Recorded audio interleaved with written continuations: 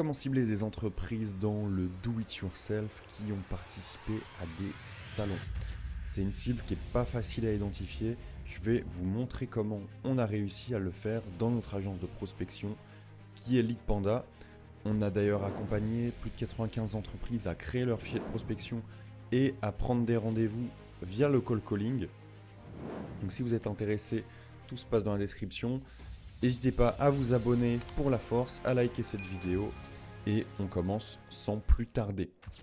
Donc pour vous donner un peu de contexte, notre client est un organisateur de salons dans le do-it-yourself et voulait remplir son salon avec des entreprises qui vendent dans le do-it-yourself dans ce secteur qui est quand même assez large.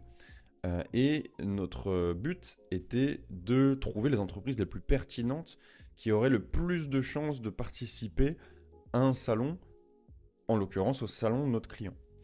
Du coup, qu'est-ce qu'on s'est dit ? On s'est dit, d'accord, donc dans le do-it-yourself, déjà c'est un domaine qui est assez large, il n'y a pas forcément de code NAF pour cibler, de bonnes étiquettes sur LinkedIn, même sur Google, c'est compliqué de les identifier.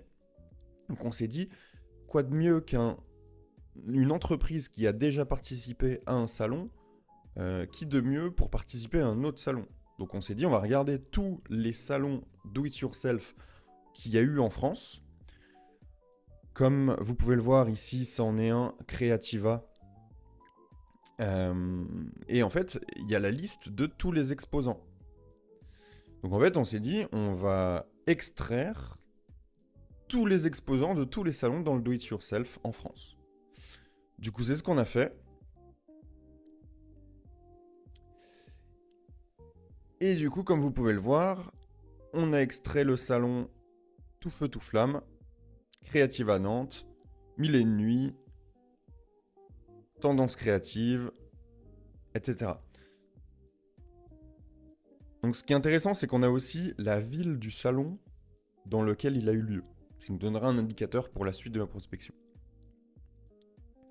Et on a même, alors ça c'est vraiment le Graal du Graal, c'est un annuaire, donc le salon qui nous donne les 06 des personnes et de ses exposants.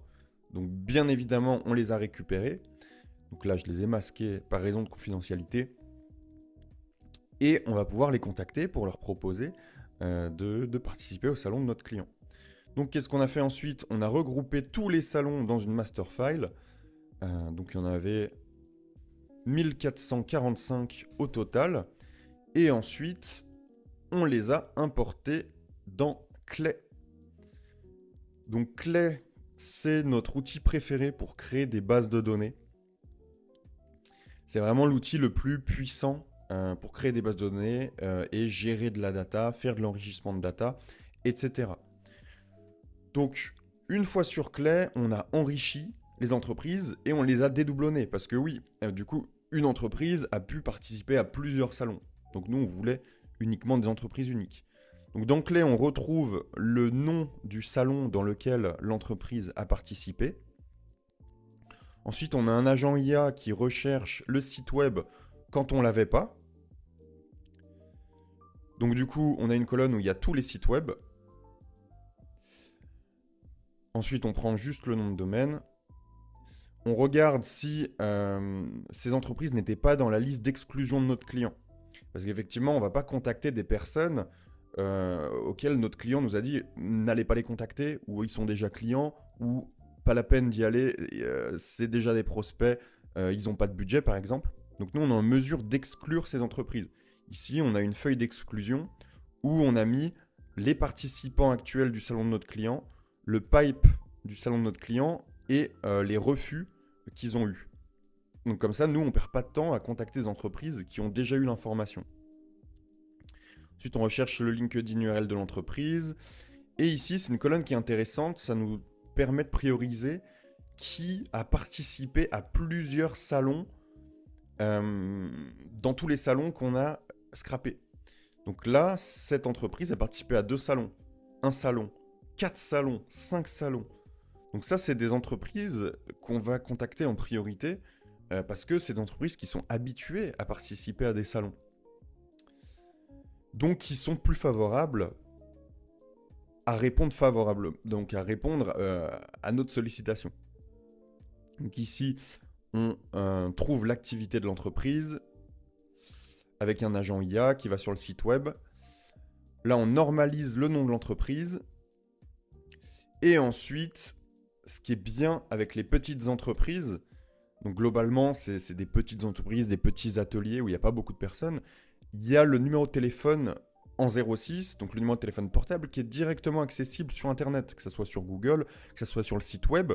Donc là, ce qu'on a fait, c'est qu'on a envoyé un agent IA et on lui a dit, OK, va sur le site web de l'entreprise, fais une recherche Google et trouve-moi le numéro de téléphone de cette entreprise. Donc là, en l'occurrence, il y a beaucoup de 06. Là, on voit qu'il y a un 02.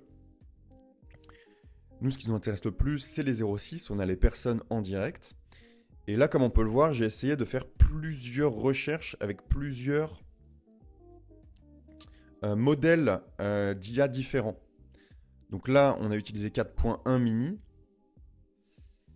Mais ici, on a utilisé...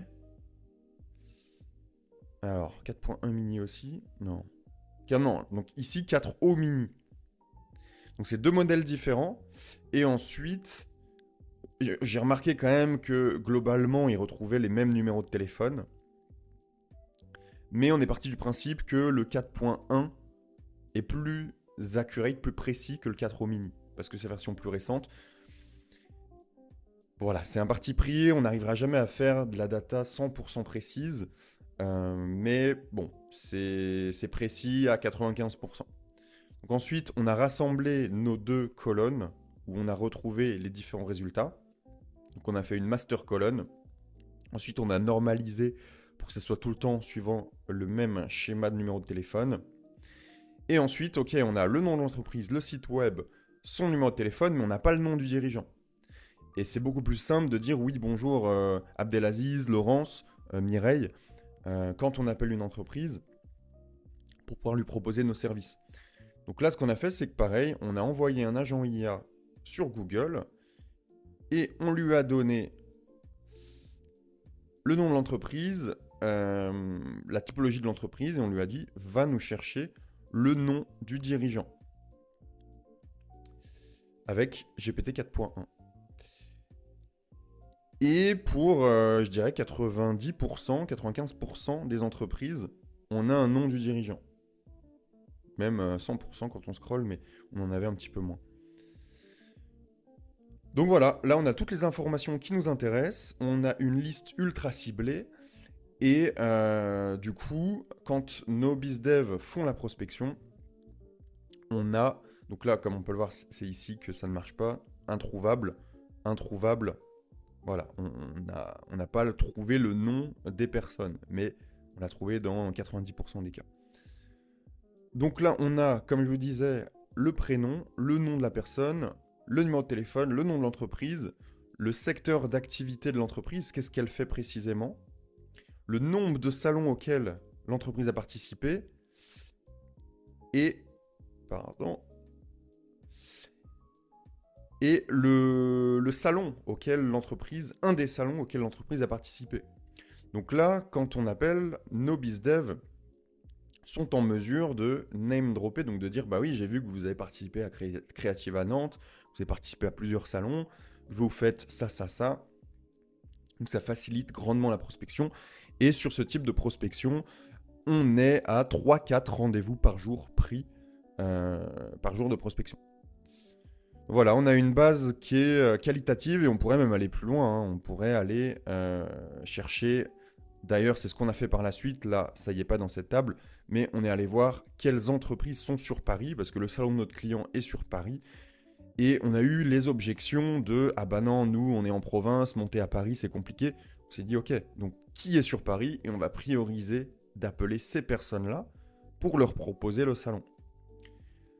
Donc voilà, n'hésitez pas, si vous avez des questions, à me contacter sur LinkedIn, par mail, peu importe.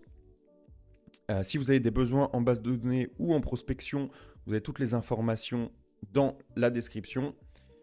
Et n'hésitez pas à vous liker, abonner et on se dit à la prochaine vidéo.